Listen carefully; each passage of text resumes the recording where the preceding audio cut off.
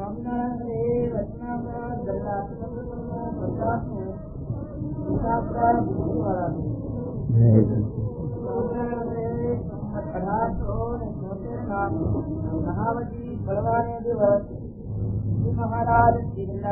દાદા પાસની મેળી આગળ રાષ્ટ્રકાળે વિરાજમાન હતા હતા અને પોતાના મુખારવિંદની આગળ દેશના હરિભક્તની સભા ભરાઈને બેઠી હતી. પછી શ્રી મહારાજે મુનિ પ્રત્યે એમ પૂછ્યું છે, જેને કુશાગ્ર બુદ્ધિ હોય તેને બ્રહ્મની પ્રાપ્તિ થાય છે.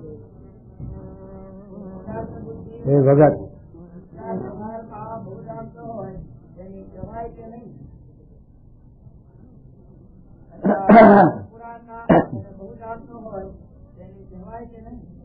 પછી એનો ઉત્તર કરવા માંગ્યો પણ થયો નથી.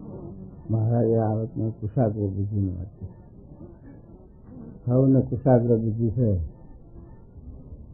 પણ હવની રીતે હવ ના મતે હવ ડાયું દાપણ હવનું હવ દાપણ લડાવો. મહારાજ તો કુશાગ્ર બુદ્ધિ વાળો કોણ એ સંસ્કૃત વાળા જાણે છે. કુશ એટલે ડાભડો, અગ્ર એટલે અણી, કુશાગ્ર એટલે ડાભડાના જે શિક્ષણ. ડાભડો હોય, ડાભડાનું ભોથવાનું અણીયું બહુ હોય, પગ વેચી નાખે એવી તીક્ષણ અણીય તીક્ષણ. એ તીક્ષણ બુદ્ધિ જે રાજકારભાર ચલાવતો હોય, રાજકારણ કરતો હોય એની કહેવાય કે નહીં? અને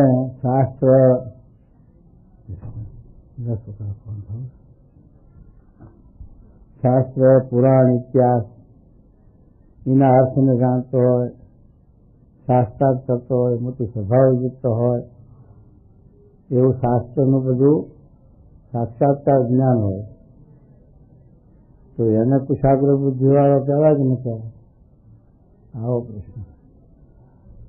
દુનિયા તો બધા આ બાહ્ય ગુણ છે. મહારાજે સારંગપુરના જિલ્લામાં પ્રશ્ન વાત કરી.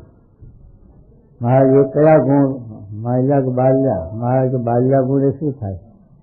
એ તો મને વચને દેહ કરીને જે ગુણ હોય એ ગુણની વાત કરીએ. આ બધા બાહ્ય ગુણ છે. શાસ્ત્રના અર્થ સમજવા, જાણવા, શાસ્ત્રાર્થ કરવો, સભાઓ જીતવી એ બધી બાહ્ય ગુણ છે. મોટા મોટા કવિ લખવા, ગ્રંથો લખવા, કવિઓ આપણા અહીંયા આવ્યા હતા. અહીં કવિઓની શિબિર કરી હતી. ત્યારે કેટલા કવિઓ હતા, જો આખો હોલ ભરી ગયો. 40-50 કવિઓ આવેલા. બધા લેખકો જુદી જુદી જાતના લેખો લખે, કોઈ અલંકારિક લખે, લોકને વાંચવામાં સ્વાદ પડે, મોહ થાય, વાંચવાનો ભાવ ના થાય એવા મેં રસ ઉત્પન્ન કરે. આ પણ એક જાતની એની બુદ્ધિ છે ને, એ પણ કુશાગ્ર બુદ્ધિ કહેવાય. એવું આપણે ના આવડે. ઘનસંસની વાત કરી છે ને કે કુંભારનું સપનિયું ઉતારી આવે. બેરિસ્ટર હોય તો બેરિસ્ટર હોય, વકીલ હોય, વૈજ્ઞાનિક હોય. આ ટેલિવિઝન કાઢ્યું, પેલા રોકેટ ઉડાડ્યું, એને પોતે કુંભારનું નહીં આવડે. કુંભારનું હલકામાં હલકું લખ્યું, કાંઈ ના હોય કે કુંભાર જેવો.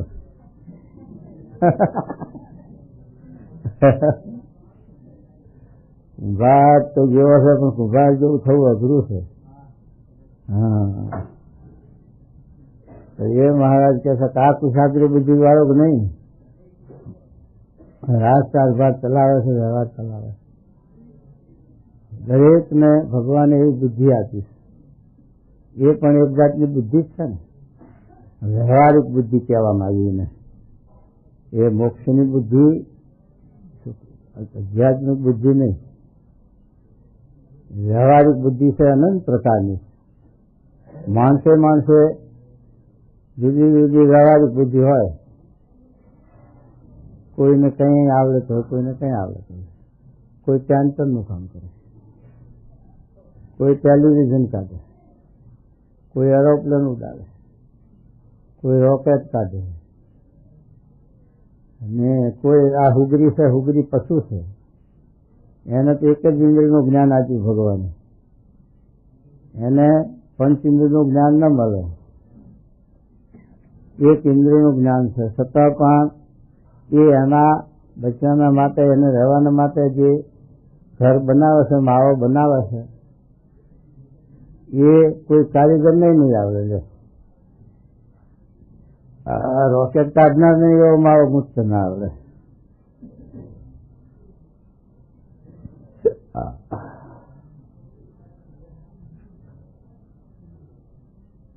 તો એ મહારાજ કે છે કે આવી રીતે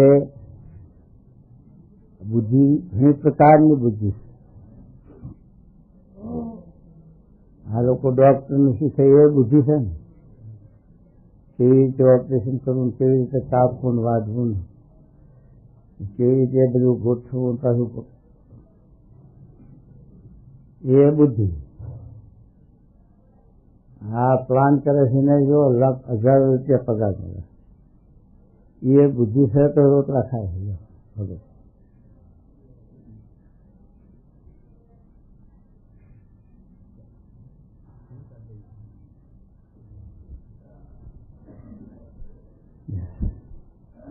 માટે મહારાજ આ પ્રશ્ન બુદ્ધિનો પૂછ્યો છે. આ બધા આ લૌકિક બુદ્ધિ મહારાજે સમજાવી.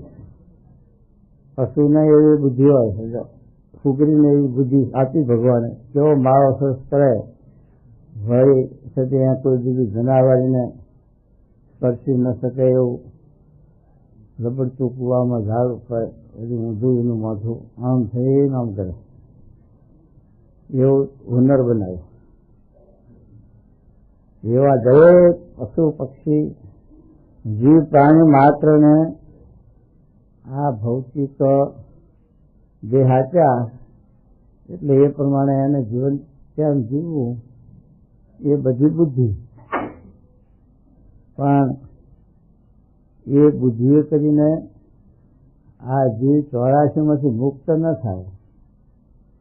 એને જમપુરી, ગર્ભવાસ,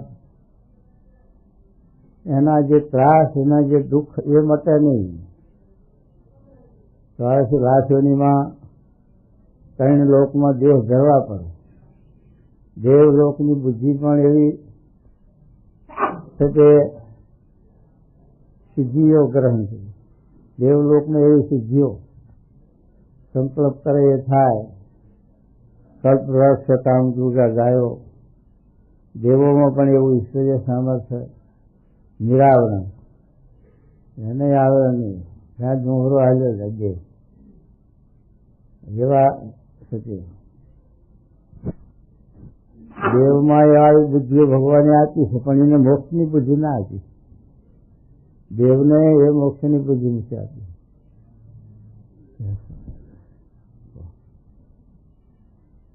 એ બધી આ છે મહારાજ કે આ બુદ્ધિઓ સમજાય.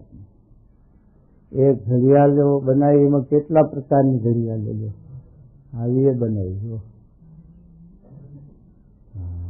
સાવર બનાવે નોખાને જાતમાં. એટલી પ્રકારના ઘડિયાળોમાં પણ બુદ્ધિઓ લડાવે, અનંત પ્રકારની બુદ્ધિ.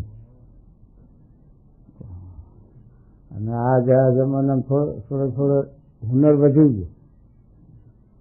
જે 6 વર્ષ પહેલા જમાનામાં કોઈ વસ્તુ આમાંની હતી નહીં.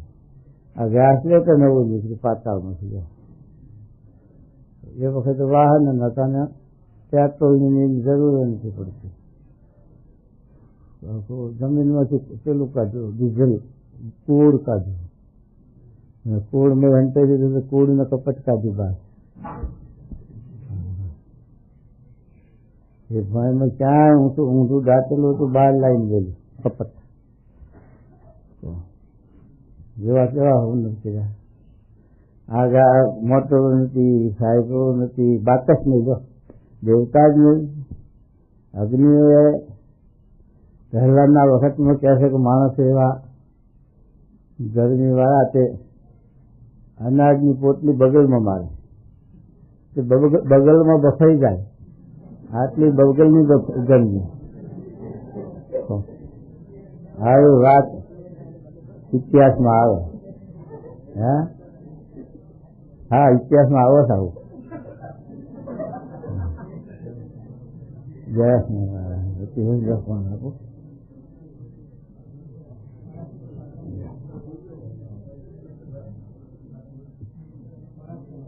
એ મારે આવું કે પેલા આવી રીતે એમ કરતા કરતા પછી જંગલની અંદર ઘાટી ઝાડી હોય ને, એ ઘાટી ઝાડી હોય પછી આ પવનનું વાવાઝોડા આવ્યા ને પવન, એમ પવનના ઝપાટાથી એકબીજાના ઝાડની ડાળીઓ એમ ગહાય. એ ઘર્ષણમાંથી પછી અગ્નિ ઉત્પન્ન થાય અને એમાંથી આ દવ લાગે છે ને જંગલમાં આગ થાય છે. એમાંથી લોકોએ મનુષ્યોએ શોધ કરી અને પછી અગ્નિ ઉત્પન્ન કરવાનું શોધ્યું. લાકડા ભેગા થઈને મંથન કરે. એમાં વળી લાકડામાં પાછો ફેર, આ અરણીનું છે પેલા છોડનું છે એવા લાકડામાં જલ્દી અગ્નિ ઉત્પન્ન થઈ જાય. એને કરીને અગ્નિની ઉત્પત્તિ કરી લોકોએ અને એને ઉપયોગ કરવા માંડ્યો. એમ કર્યું.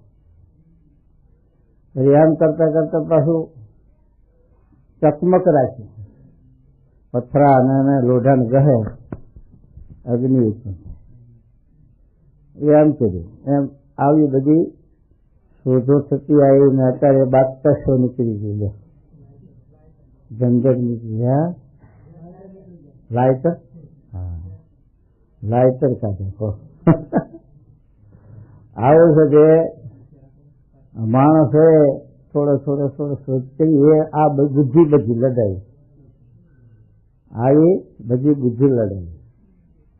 એના કરતા એવી બુદ્ધિ અત્યારે લડાઈ છે અણુબોમ્બ કાઢો. અણુબોમ્બ એમાં એવું કરવાનું કે હુનર બોમ્બ ફેંકતે હજારો માણસનું પતન કરી નાખે. કોઈ એવી શોધ ના કાઢી કે હજારો માણસનું એક બોમ્બથી પોષણ થાય. એવું હુનર કોઈ ગોતતું નહીં. એવું હુનર ભગવાન થાય. પણ આ તો આવું હુનર ગોત્યું હતું, એવા બોમ્બ કાઢ્યા. અણુમાંથી આ બધું ગોત્યું. તો એ બધી આવી શોધો કરી લોકોએ, એવી બુદ્ધિઓ લડાઈ. આ લોકમાં જેમ જેમ લોકોને બુદ્ધિ વિકાસ પામતી જાય એમ એમ થતી આગળ વધતો જાય ને હુનર ગોતતો જાય, હુનર કર્યું. એમાં એ બધું એ પણ ભૌતિક વાત છે, ક્ષણિક છે, નાશની છે. એમાં બધા બ્રાહ્મણો ત્યાં બધું કર્મકાંડ શોધ્યું, વિધિઓ કરાવી, પૂજા કરાવી, નામ એ પણ એક જાતનું પછી કર્મકાંડ ગોતી કાઢીને એના ઉપર ન્યાજીએ કાઢે. ક્ષત્રિયોની વળી આ હથિયાર ગોતી કાઢે. પેલા હથિયાર ન મળે. બાહુબળ બથમ બથ્થા બાજે ધોકા ધોકી. પછી એમ કરતા કરતા વળી આ હથિયાર થોડું નીકળ્યા. હથિયારો છે જાત જાતના હથિયારો. એનો ઉપયોગ બંધ થઈ જાય એવું થઈ ગયું.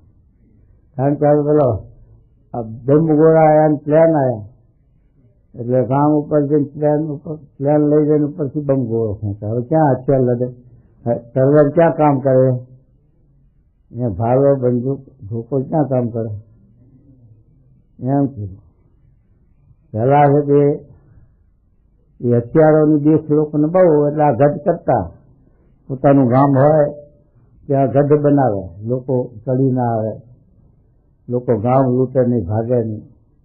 એટલા માટે એવા કોઠા કરતા, ગઢ કરતા, આવું કરતા. એનો પણ ઉપયોગ ન રહ્યો. આવું નીકળ્યું બામ ને પ્લેન ને એવું થયું. એટલે એ ગઢો પછી હવે કાઢી નાખવા માંડ્યા અને ગઢ કાઢીને જમીન પાદર કરી. એમ સુધી આ બુદ્ધિ લડાઈ. એમ આ સુધી આગળ વધતા વધતા વિજ્ઞાન બહુ વધી ગયું.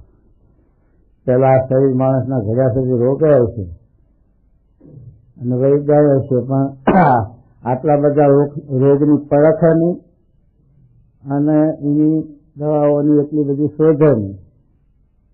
દેશી વહી જાય કરે બહુ દુખતું હોય કદમો ફકાડે થઈ. તો હવે થોડું એટલી બધી દવાઓ ને એટલી બધી ગોળીઓ ને એટલું બધું દરદની પરખ. પેલા દરદ નહીં હોય એવું નહીં, પણ કોણ ઓળખે કે આનું નામ કેન્સર કહેવાય, આનું નામ ડાયાબિટીસ કહેવાય, એવું કોણે ઓળખ્યું હોય પણ એમને ગોતા ખાતું મટી જાય તો ખાતું ધામમાં લઈ જાય થઈ જાય જેમાંથી એક થાય. પણ આ તો છે કે એ બધું મહારાજ કે આ અનંત પ્રકારનું હુનર છે એ આ ભૌતિક વાતનું છે અને આ લોકમાં એના નિર્વાહ માટે, આ લોકના પોષણ માટે, આ લોકના એનો ઉપયોગ એમાં કરવામાં આવ્યો અને એને લઈ એને આ જીવ છે તે પોતાના પ્રારબ્ધ અનુસાર કર્મ સૂજે ને કરે. ભગવાન એને એવું કર્મ સૂજાવે એના કર્મ પ્રમાણે, પ્રારબ્ધ પ્રમાણે, અને એ પ્રમાણે પછી રોટલા રવી થાય. એ પ્રમાણે એને કર્મ બંધનનું સુખ આવે દુઃખ આવે. કારણ કે આ લોક જ નાશ બનશે. આ જે હુનરો છે એ પણ અદૃશ્ય થઈ જાય છે પાછા પ્રગટ થાય છે, નાશ બનશે. પણ મહારાજ કહે એ બધી બુદ્ધિ છે તે બંધનકારી, હેડમાં પગ ના ચાલે. એમાંથી જીવ પછી એ મોહનગરીમાંથી નીકળવો બહુ કઠિન છે. અત્યારે આ જીવને કેટલો મોહ લે. વ્યવહારમાં જો સુખ હોય તો બતાવો, છતાં પણ આ મિનિસ્ટરો પ્રધાનો ખુરશી લેવા હારું ગયા છે કે મિનિસ્ટર થવા હારું લાખો રૂપિયા ભાગે તોડે,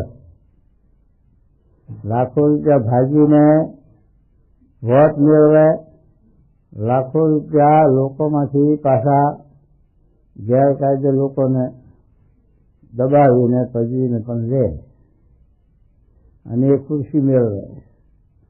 પાછી બધી ખુરશી ઊંઘીએ નાખે. એમાં કોઈ જાતનું સુખ નથી, એ જાણે છે, જણાય છે, પણ એમાં એવો ભગવાન મોહ મૂક્યો તેના સારું જ જિંદગી બરબાદ કરી નાખે.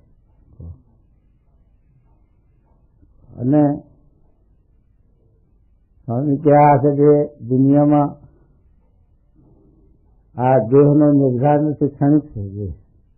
ક્યારે પડી જાય ક્યારે નાશ થાય. આપણે જોઈએ છીએ કે જેનું કુટુંબ હજારો માણસનું કુટુંબ હોય પણ એનું ખતમ થતે થતે એક જ માણસ રહેશે, એક એનો નાશ થઈ જાય.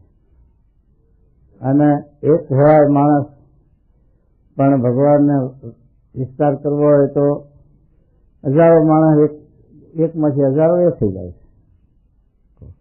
આપણે ઘણા ઠેકાણે જોઈએ છીએ તો લાખો રૂપિયાની શાયદી, કરોડો રૂપિયાની શાયદી અને એવું બધું એ મેળવેલું હોય, એના પ્રાર્થ અનુસાર પ્રાપ્ત કર્યું હોય, વિકાસ કર્યો, પણ પછી એમાં કહેવત લોકોમાં છે કે ચોટી હોય તો રોટી ના હોય અને રોટી હોય તો ચોટી ના હોય.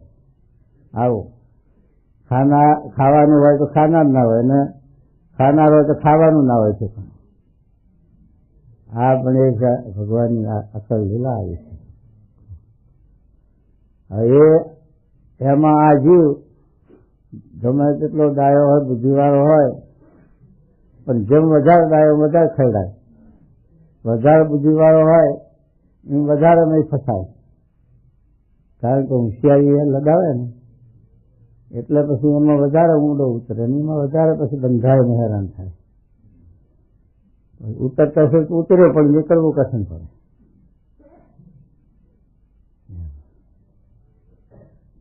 આ તો આ સંસાર એ માદરા જેવો છે, ભાલના માદરા જેવો. મેં ખૂચ્યો એટલે હલવાય, નીકળવું કઠિન પડે, નીકળી ન શકે. જેમ હરકમાં એમ ઊંડો ઉતરતો જાય. એમ આ લોકો જો એના હુનરનો, એના કાર્યનો એના પાર જ ના આવે. કેટલો લાખો કરોડો રૂપિયા મેળવે તોય પણ સંતોષ શાંતિ પાછી વસ્તી વળે નહીં. તો આવી બુદ્ધિ છે એ બુદ્ધિ આ જીવને બંધનકારી સૌથી એવી અવરી બુદ્ધિ શા કામની? પોતાના નિર્વાહ પૂરતી મારે જે તો કીડીને કરીને હાથી મન ભગવાન આપી ગયા છે હવના પ્રાર્થમાં એ બુદ્ધિ લડાયેલી કામ આવતી નથી. મહારાજે લખ્યું કે દિવાનજી મૂરખ અને નાથ ભગત ડાયા. જો આમાં શું આ દુનિયા કેમ કે નાથ ભગત ને ડાયા? દુનિયાના ખબર નથી આ. એટલે દુનિયા તો દિવાનજીને બુદ્ધિ વાળો કે ઓહો ત્રણ રાજનો વ્યવહાર કરે, ત્રણ રાજનો કારભાર ચલાવે, કેવી બુદ્ધિ વાળો, કેવો ડાપણ વાળો તો ધારો. દિવાનજીની ગણતરી ના 1 થી 10 ચલાવીને નાથ ભગત 1, 5, 10 એમ અનુક્રમે 10 સુધી ગણતર ના આવડે, પણ એને બુદ્ધિ વાળા લખ્યા. તો એના ક્યાં બુદ્ધિ હતી આવી બધી કોઈ પ્રકારની? કહો નકા શાસ્ત્રનું જ્ઞાન કે નતું રાજકારભાર કે વ્યવહારનું કે દુનિયા જાણીનું જ્ઞાન. માણસ શકે પોતાનો ધંધો જે ભગવાને શીખવાડ્યો પોતાના બાપ શીખવાડ્યો એ પ્રમાણે રોટલા હળી ખાય કરાવે.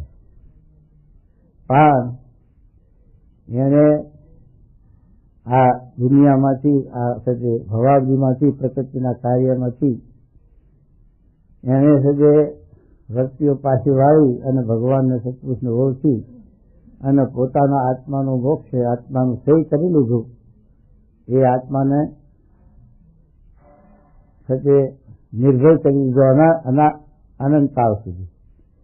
1 જન્મ 2 જન્મ એમ નહીં, પણ કાયમ માટે જે એના માટે જમપુરી લગતા ગરબા છે એમાંથી એને ઉગાડી લીધો. એ આત્મા બુદ્ધિવાળો એ નીકળી ગયો આત્મા. એને ભગવાને જે આ અત્યારે આપ્યું દેહ ઇન્દ્રિયો આ બધું વાંચ્યું એને સદુપયોગ કર્યો અને ભગવાનને સત્પુરુષ ઓળખ્યા, એમની સેવા સમાગમ કરી દીધો અને જીવને નિર્ભય કરી દીધો. એનામાંથી જે ભય હતો જમપુરીનો, લક્ષરાશીનો, ગર્ભવાસનો ભય હતો અનાદિકાળથી, એમાંથી એના મુક્ત કર્યો. આ દેહ કરીને આ દેહનો એવો સદુપયોગ કર્યો. એ બુદ્ધિ એની ઉપયોગમાં લાગી. એ મહારાજે 55 ત્રીજા વચનાત્મા છે. શું 55 ત્રીજા વચનાત્મા? મુનિ બાબાનો પ્રશ્ન પહેલો. અને પછી લખ્યું છે કે કલ્યાણના માર્ગમાં, મોક્ષના માર્ગમાં આ જીવને ભવાબ્દીમાંથી મુક્ત કરવા માટે જે જ્ઞાન, જે બુદ્ધિ, એ જ સાચું જ્ઞાન, એ જ સાચી બુદ્ધિ છે.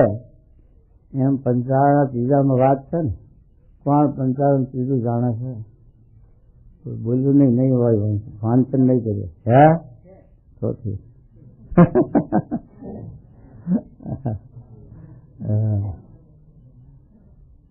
એ મહારાજે એમાં વાત કરી કે એ જ સાચી બુદ્ધિ, એ જ ખરી બુદ્ધિ છે.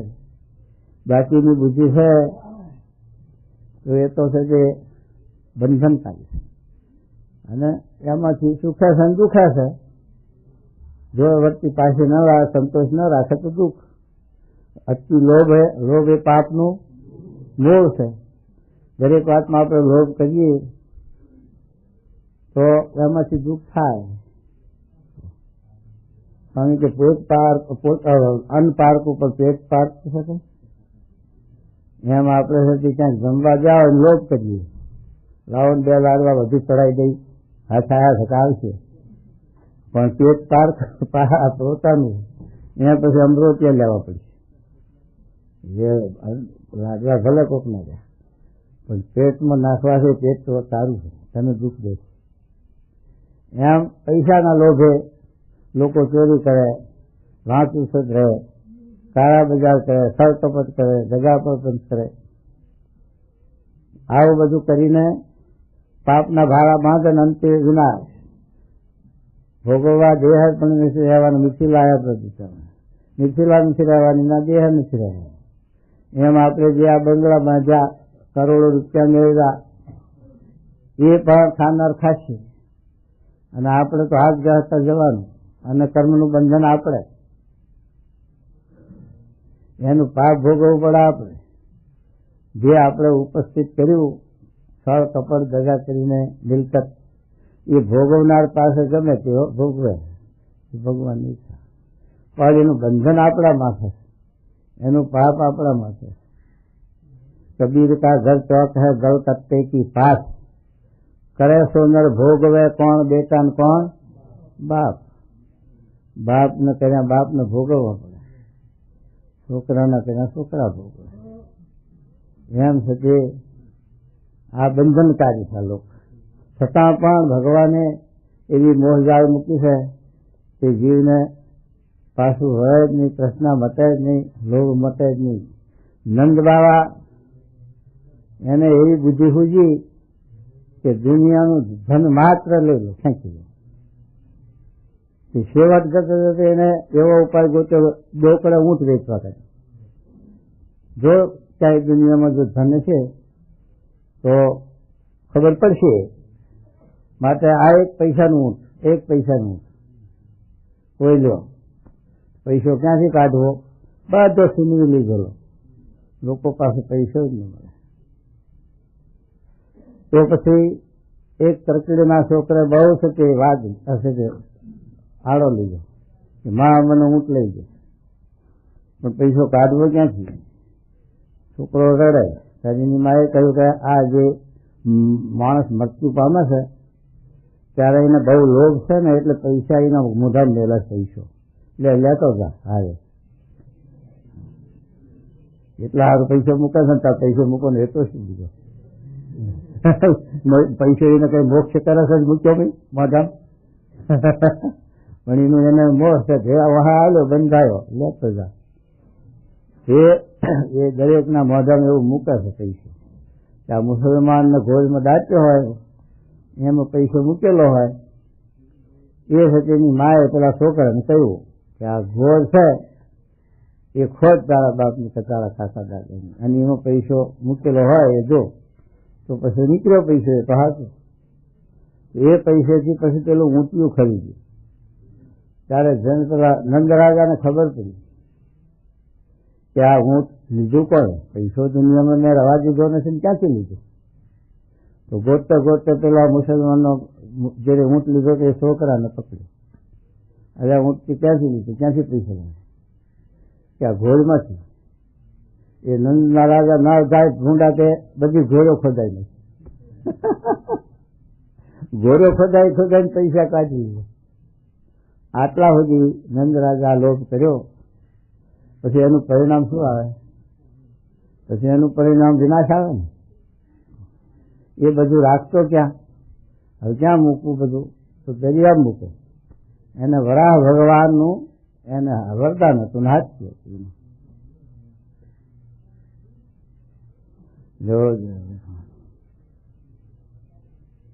વરાહ ભગવાનનું એની પાસે હાથતું, એટલે જે પાણીમાં લઈને જાય ને એટલે પાણી માગ દે, એવું વરદાન. તો પેલું પાણી માગ દે એટલે જાય ઊંડા પાણીમાં, દરિયામાં, અને ત્યાં મૂકી આવે. પાછો આવે એટલે પાણી પાછું ફરી વળે, એટલે પછી કોઈ ત્યાં લેવા જઈ શકે નહીં. આવી રીતે બધું ભેગું કર્યું. પછી બરોબર નારદજી મળી ગયા. નારદજી કે આ દુનિયામાંની તો ભૂંડી કરી, અને આ વ્યવહાર ખોરવાઈ પડ્યો આખો, અને આ દુનિયામાં ક્યાંય પૈસો ન રહેવા દે, તો હવે એનો કંઈક ઉપાય કરવો પછી. નારદજી પછી એનો ઉપાય કરે. નારદજી નંદ રાજાએ નવું ઘર કરેલું. એ પછી ઘેર ગયા. નંદ બાબા કચેરીમાં ગયા છે, ઓફિસમાં ગયા છે. બાબા ગયા નારદજી, નારાયણ હરે સચ્ચિદાનંદ પ્રભુ. ઓહો મહારાજ મહાત્માજી પધારો. મહાત્માજી પછી મહાત્માજીની વિદ્યા, સંન્યાસી વિદ્યા અજમાઈ. પેલા સંન્યાસી નથી અજમાઈ, ઘરમાં તેની લડાઈ માર્યા. એમાં નારદજીએ પણ વિદ્યા અજમાવી અને ઘરમાં જઈને વાત કરી કે સાંભળો, આ નંદ બાબા છે એને તમારા વિશે કેવું છે?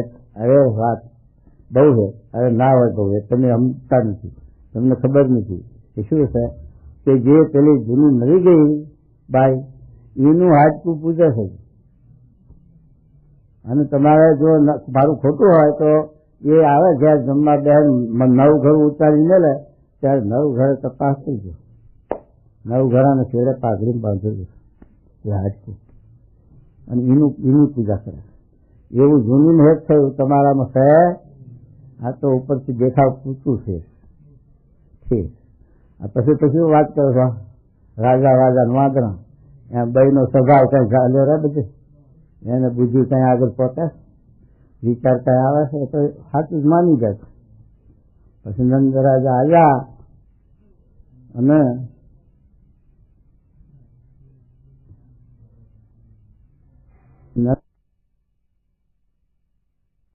ઉતારી અને જમવા બેઠા, અને પછી બાઈએ પીરસ્યું અને જમવાનું શરૂ કર્યું. પછી બાઈ આવી અને પેલું નવું ઘરું તપાસ્યું ત્યારે હાડકું બાંધેલું. નારદજી સાચા બોલા હો, નારદજી વાત સાચી કરી કે હજુ હાડકું છે એ પૂજે છે, અને રાખવાનું શું હેતુ નથી, એને રાખવાનું હેતુ છે માટે આ બરોબર છે, સાચું છે. લાય નાખું ભઠ્ઠામાં, જે ચૂલો હરતો તો નાખ્યું ભઠ્ઠામાં, હાડકું થઈ ગયું રખ્યા. નંદ બાબા થઈને ઉઠ્યા, નવું ઘરું લીધું, પણ પેલા હવની વર્તી હોય ને ધનમાં ભાઈ, ખિસ્સામાં પૈસા હોય તો વર્તી એ જ હોય આપી. હા, જ્યાં લક્ષ્મીજી બેઠા હોય ત્યાં આપણી વર્તી. તો જે પછી ના ભાડ્યું ત્યારે કે આ નવું ઘરે બાંધ્યું ગયું ક્યાં ગયું? કે શું પણ શું હતું બાંધ્યું? જે હતું પણ ગયું ક્યાં? હા કે હું જાણું છું, આ તમે છે કે જૂની બાઈનું હાડકું હજુ પૂજો અને નાધારો, એવું એટલું એનાનું હેત છે, એવું મારા ન મળે. કે ના એવું નથી, આ તો વડા ભગવાનનું હાડકું હતું, આ તો બધું ધન દરિયા મળ્યું. તો કે એ તો ચૂલામ નાખ્યું રક્ષા થઈ ગઈ કે હા, ત્યાં તો ફાટકી ગયું માથે, બે ફરતા ગયા. ત્યારથી પ્રાણ હાલ્યો ગયો અને દરિયામાં બધું ધન રહ્યું અને નંદ રાજા નું પતન થઈ ગયું. એમ આપણું બેંકમાં બેલેન્સમાં રહેશે, ત્યાં તો ભૂમિમાં દાટેલું રહેશે, ત્યાં ચોકરમાં માલ મિલકતમાં રહેશે, પણ મોઢું ફાટી રહેશે અને હારે કઈ આવશે નહીં. માટે એ બુદ્ધિ આ આવી છે વિનાશ કરાવે એવી.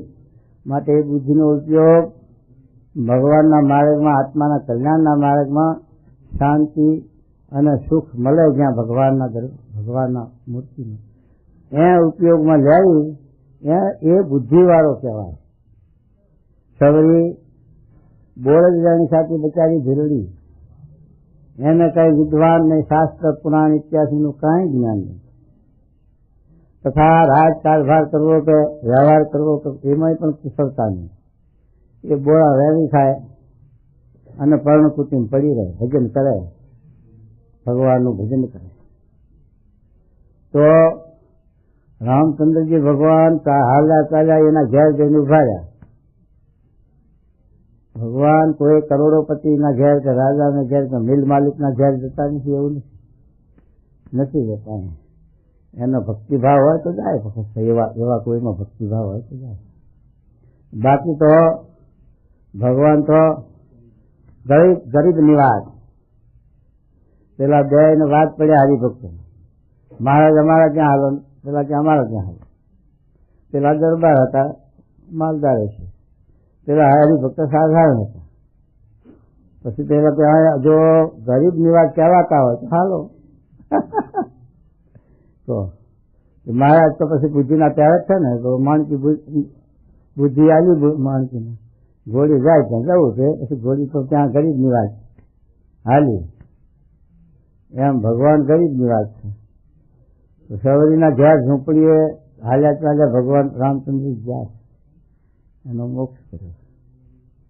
આવી શકે અહીં કર્યા ગોકુળ મથુરામ ઋષિ મુનિઓ બધા મોટા 4 વેદના ભણેલા મોટા મોટા યજ્ઞો કરે અને એ યજ્ઞોમાં યાહુતિઓ હોમ ને શાસ્ત્રની સ્તુતિઓ વેદની ઉતારે અને તે ધામધૂમ લોકોને તો આશ્ચર્ય થાય ને કહો બહુ ભક્તિભાવ બહુ જ્ઞાન બહુ સેવા આમાંથી તો કામ નીકળી જશે પણ તે કૃષ્ણ ભગવાને જઈને ખાવાનું મગાયું તો ઓળખી ના શક્યા કૃષ્ણ ભગવાનને ઓળખી શક્યા નહીં અને વેદની તંતીમાં બંધાઈ ગયા અને ઋષિ પત્નીઓ હતી એમની સ્ત્રીઓ એને ગોપીઓનો સમાગમ હતો એટલે એને કૃષ્ણ ભગવાનનો કંઈક જીવમાં મહિમા ઉતર્યો એ ભગવાને એને જોગ આપ્યો ગોવાઈ અને ત્યાં મોકલ્યા ખાવાનું લેવા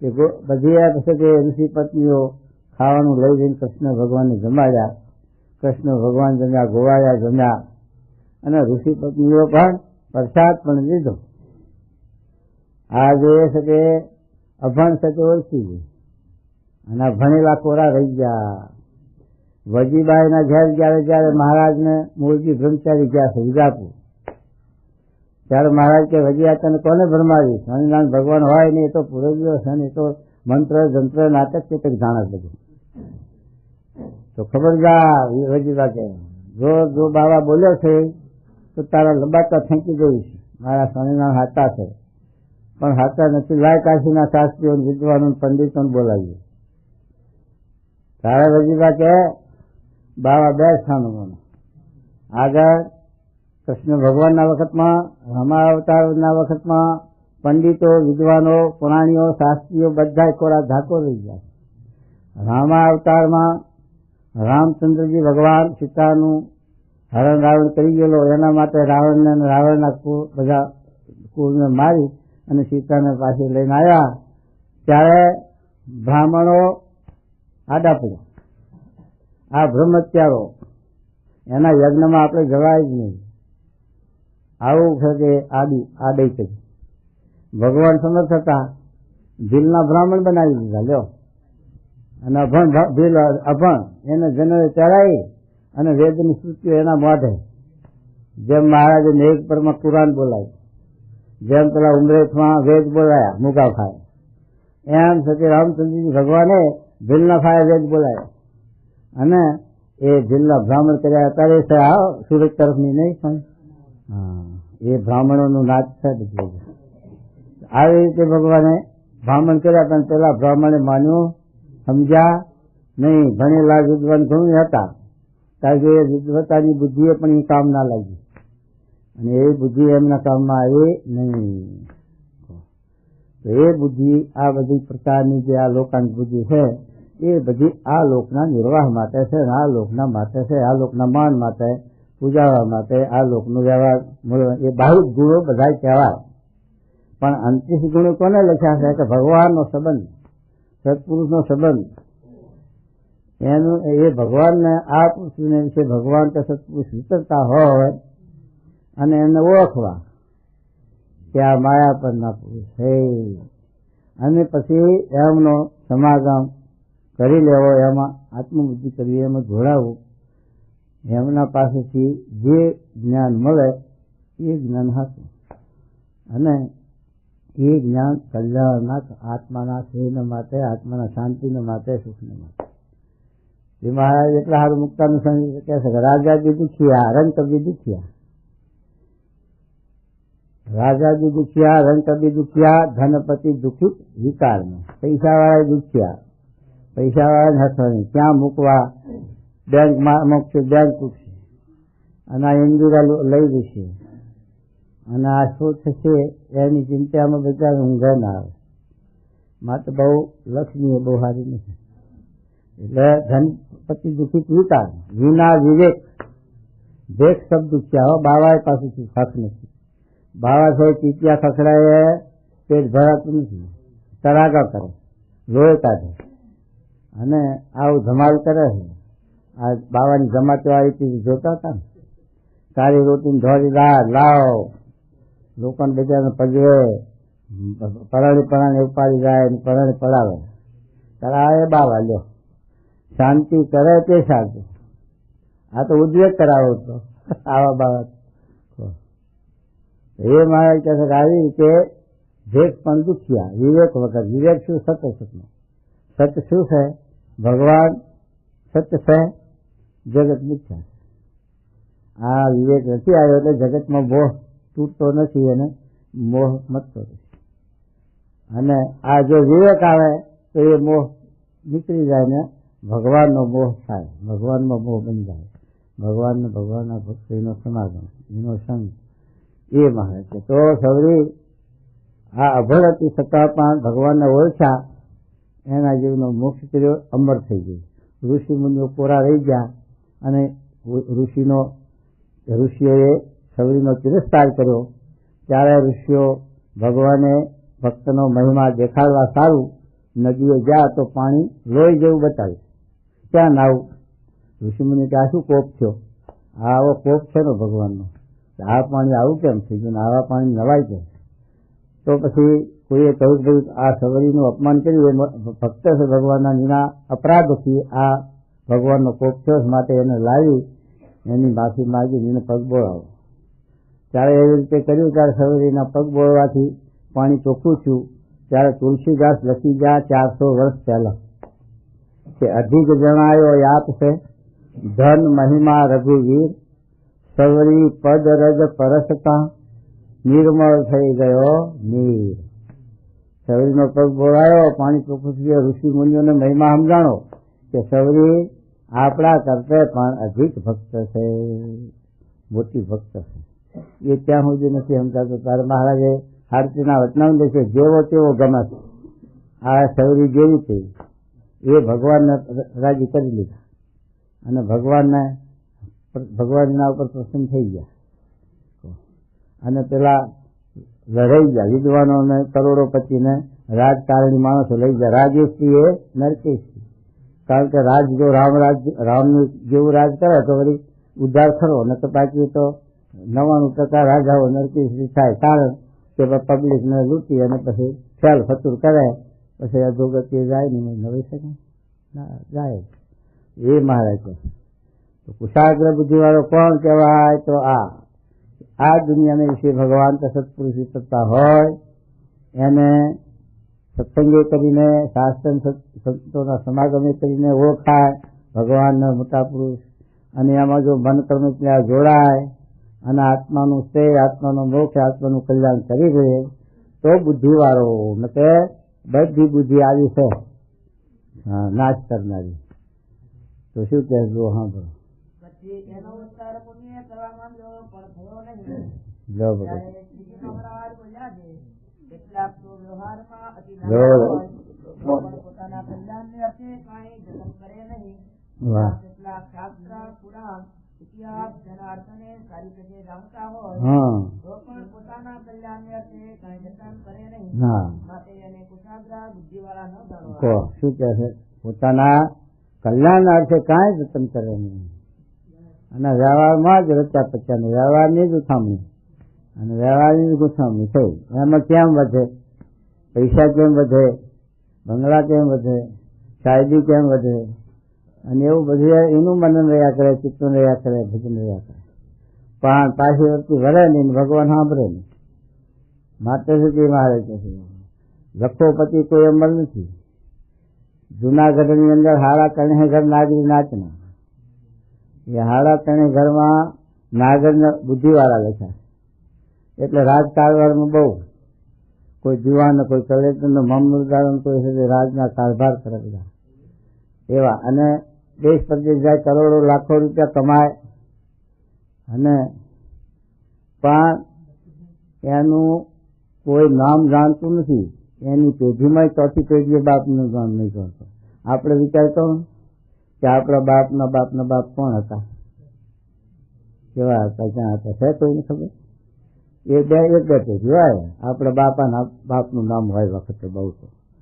અને એમથી વધારે બુદ્ધિવાળો જાણ પણ હોય તો ભાઈ જો 2-4 પેઢીની રહી જાય, પણ બાકી કોઈને નહીં હોય અને કોઈ સંભાળતો નહીં હોય. એ હાડા ત્રણેય ઘરમાં લાખોપતિ છે, મોટા અમલદારો છે, મોટા બધા વિદ્વાનો હોય, કેટલાક હશે બ્રાહ્મણો છે, વિદ્વાન પણ હોય, છતાં પણ કોઈનું નામ અમર નથી. એવું નરસિંહ મહેતાનું એના ઘરમાં ખાવાય નથી. બિચારા મીઠું લેવા ગયો હોય તો બજારમાં ઊભું ના રહેવા દે વેપારી. આ પૈસા ક્યાંથી આપશે નથી, માટે પૈસા વગર આપે નહીં, ઉધાર મીઠું એ આવો વ્યવહાર પાસે ડૂબો. અને ભગવાનમાં તલ નહીં, ભગવાનમાં ભક્તિ. ભગવાન તો એને 500 વર્ષ થવા આવ્યા હશે નરસિંહ મહેતા ને, 4 વર્ષ હાલા થયા હશે, છતાં પણ એનું ભજન દુનિયા કરે. એ અમર છે, જો સમૃદ્ધિ, એની સમૃદ્ધિ આપણને છે. ત્યારે જો ભગવાન અમર છે, ભગવાનનો માર્ગ ભક્તિ માર્ગ પણ અમર છે. આ દરબારોએ ગ્રાહ લઈ લીધા. વલ્લભભાઈ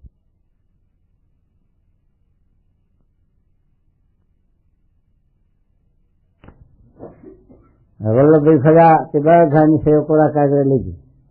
કોઈ દલીલ કરવા ના બેઠો કે અમારા બાપ જાતનો ગ્રાહ છે, નહીં આપીએ છે. હવે યુગ પરિવર્તન વિચારી લીધું અને સેવ કરી દીધી, આપી દીધા. હવે એનો કોઈ પાડ માને છે કે હો તમે દાન કરી દીધું, બહુ સારું કર્યું. કોઈ પાડ માને? સંભાળે કોઈ? ભાવનગર કે જામનગર કે વડોદરા કે એનું જે સ્ટેટ, એનું કોઈ ભજન કે એની સમૃદ્ધિ કોઈ એનું કોઈ સરસ. અને દાદા ખાચરનો દરબાર ભગવાનની ભક્તિમાં કામમાં આવ્યો, ભગવાનના અર્થે ઉપયોગમાં આવ્યો, તો અત્યારે એ દરબાર અમર થઈ ગયો. હા સજે 1.5 વર્ષ ને 1.5 વર્ષ શું, પણ આ સજે રહેશે, આ લોક કલ્પ થશે ત્યાં સુધી, આ ધર્મ રહેશે, આ પુષ્પકો રહેશે ત્યાં સુધી એનું ભજન, એની સમૃદ્ધિ, એનું દાદા ખાચરનો દરબાર એનું હવે ધ્યાન કરે. એમાં જઈને આવ્યો છે, ત્યાં જઈને ધૂળ માથે ચડાવે, કેવો અમર થઈ ગયો કહો. અને બીજા દરબારોના ગળા કોઈ સંભાળે છે? જય સ્વામિનારાયણ. તારે જો ભગવાન અમર છે, ભગવાનની ભક્તિ અમર છે, અને આ જીવ અમર છે. માટે જે એ વિચાર કરીને ભગવાનના માર્ગે ચાલ્યો એ જ કુશાગ્ર બુદ્ધિવાળો, અને એ જ હજીવ, અને એ જ અમર, અને એ જ અમર જો. બાકીનું બધું કાળ ભક્ષણ છે. એમ છે જો ઠીક છે. જો જાડી બુદ્ધિ વાળો મહારાજ કે જાણવો એને કોને વ્યવહાર કરે, આ વ્યવહારમાં બુદ્ધિ લડાવે એની જાડી બુદ્ધિ. હા, અને જે કલ્યાણ ને જતન કરે છે, નેતાની બુદ્ધિ થોડી છે, તો પણ તે કુશાગ્ર બુદ્ધિ વાળો છે. જે કલ્યાણના અર્થે જતન કરે છે, કલ્યાણના માટે પ્રયત્ન કરે છે, કલ્યાણના માટે માતા ખાતર ભગવાન ગોતવા નીકળે. લો કોણ નીકળ્યો છે ભગવાન ગોતવા? છે કોઈ ખપવાળો? એવા માતા ખાતર ભગવાન ગોતવા નીકળ્યા. એનો બાળો હતો કે તને જો મળે ભગવાન તો મને કહેજો, હું મને મળશે હું તને મેળવી, એમ ગોતવા નીકળ્યા. તો શ્રીજી મહારાજનો જોગ થઈ ગયો. મુક્તાનંદ સ્વામી ગોતવા નીકળ્યા તો મહારાજનો જોગ થઈ ગયો. વિજ્ઞાન સ્વામી ગોતવા નીકળ્યા તો મહારાજનો જોગ થઈ ગયો. એમ જે ગોતવા નીકળે, આ તો બધા પૈસા ગોતવા નીકળે. ક્યાં જાવ છો? અમેરિકા, પૈસા લેવા. ભગવાન ભજવા કોઈ જતો નથી, પૈસા લેવા આવું જાય, ગોતવા જાય છે. અને એમ છે કે મહારાજ કહે કે આ ગોત્યા ભગવાનને, અને એ બુદ્ધિવાળા, અને પોતાના આત્માનું કલ્યાણ મોક્ષ સાધી લીધું. એમ છે કે આ મહારાજ કહે છે કે મુમુક્ષુ ખપવાળા હોય એ આવી રીતે ભગવાનના સત્પુરુષને ગોતી અને આત્માનું સહી મોક્ષ કરી લે, એનું નામ કુશાગ્ર બુદ્ધિ વાળો. પછી શું કહેજો? સાવધાન થઈને મળ્યો છે, હા, તેની બુદ્ધિ અતિ ઝીણી છે, તો પણ તે જાડી બુદ્ધિ વાળો છે. એ ઉપર ભગવદ ગીતાનો શ્લોક છે જે ભૂતાનામ સસ્યામ જાગૃતિ સંયમી સસ્યામ જાગૃતિ ભૂતાની તાનિશા પશ્યતો મુનિ. એ શ્લોકનો એમ અર્થ છે જે ભગવાનનું ભજન કરવું એમાં તો સર્વ જગતના જીવની બુદ્ધિ રાખીને તે અધિકારયુક્ત વર્તે છે. જો છે જે આપણે કોર્ટમાં કેસ હોય અને વકીલ કરીએ, બેરિસ્ટર કરીએ, એને ફી કરીએ 5,000 10,000 જેવો કેસ, તો એ આપણને એની કલમો લાગુ કરીને બુદ્ધિ લડાવીને આપણને ફાંસી છોડાવે, જેલ છોડાવે. પણ એના ગળામાં કાળનો ફાંસો છે, કોણ છોડાવે? વકીલનું મોઢું ફાટી રહે છે તારે કોણ એનો ડેલી થાય છે તમે થાય કહો. ડાક્ટર હોય મોટા સર્જન પણ એનું દાખલું ફાટી રહે ત્યારે એનો ડાક્ટર કોણ થાય બીજો? ત્યાં તો જ્યાં ડાક્ટર કામમાં આવે તો ત્યાં તો એ ભગવાન જ કામમાં આવે. ભગવાનના ભક્ત હોય અને એની સેવા ભક્તિ કરીએ તો અંત સમય રક્ષા કરે, અંત સમય આવીને ઉભા રહે, જીવને સંભાળી લે. નકર તો વકીલો ડાક્ટરો બધા એનું માથા ફાટી રહે. ત્યાં કોઈની કલમ ચાલતી નથી, બુદ્ધિ ચાલતી નથી. એટલા માટે મહારાજ કહે છે કે એ બુદ્ધિ છે, એ બુદ્ધિનો ઉપયોગ આવા સદમાર્ગે કરો તો લેખે લાગી જાય એમ કે છે. શું કહેજો? ભગવાનનું ભજન કરવું તેમાં તો સર્વ જગતના જીવની બુદ્ધિ રાત્રિની પેટે અંધકારે યુક્ત વર્તે છે. કહેતા ભગવાનનું ભજન નથી કરતા. એ જે ભગવાનના ભક્ત છે તે તો તે ભગવાનના ભજનને વિશે જાગ્યા છે. કહેતા નિરંતર ભગવાનનું ભજન કરતા થતા વર્તે છે. અને શબ્દ, સ્પર્શ, રૂપ, રસ અને ગંધ એ જે પંચ વિષય તેને વિશે જીવ માત્રની બુદ્ધિ જાગૃત વર્તે છે. કહેતા વિષયને ભોગવતા થતા જ વર્તે છે. અને જે ભગવાનના ભક્ત છે તેની બુદ્ધિ તો તે વિષય ભોગને વિશે અંધકારે યુક્ત વર્તે છે. કહેતા તે વિષયને ભોગવતા નથી. શબ્દમાં હરણ્ય મરી જાય છે, એમાં જીવ પ્રાણી માત્ર શબ્દ મળે. જો નાટકમાં ના ટેલિવિઝનમાં ને રેડિયોમાં શબ્દો આવે જગતના, એમાં મોટું કઈ ભરાવાનું નથી, એમાં હાથમાં આવવાનું નથી તો વાહ વાહ કરે, તો સાંભળ્યા કરે. અને અત્યારે લોકો કેવું સત્ય મોહનગરી જાગ્યું છે કે ખેડૂત હોય તોય રેડિયો ખબર, દાંતણ વાગવા જાય વાગ્યું તોય ખબર રેડિયો, દાડી મજૂરી કરે તોય રેડિયા, એનો હવાજ એનો મોહ જાગ્યો દોસ્તો. એટલે આ જીવને એક જાતનો આવો મોહ ઉત્પન્ન થયો છે કે એમાં જીવ હલવાય છે. બસ આ પતંગિયામાં દીવામાં કાંઈ ખાવાનું નથી તો એ રાતે ગમે, આખી રાત ગમી નહીં મળે, એમાંથી કાંઈ ખાવાનું નહીં, છતાં પ્રકાશમાં અંજાઈ જાય. એમાં આપણે પણ એવો મોહને લઈને આ જગતના પંચવિષયમાં અટવાઈ ગયા. એટલે એમાં એમાં ભ્રમણામાં છે તે જેમ પતંગિયા જીવા મળે એમ આપણે મળીએ મોહને લઈને, પણ છે તે એમાંથી પાછું ભરાય નહીં એમ કે. તો માટે છે જે આ કુશાગ્રી બુદ્ધિવાળો હોય તેમાંથી પાછી વૃત્તિ વાળી અને ભગવાનમાં બંધાય. શું કહેજો? જો પોતાના કલ્યાણ અર્થે જે સાવધાન વર્તે છે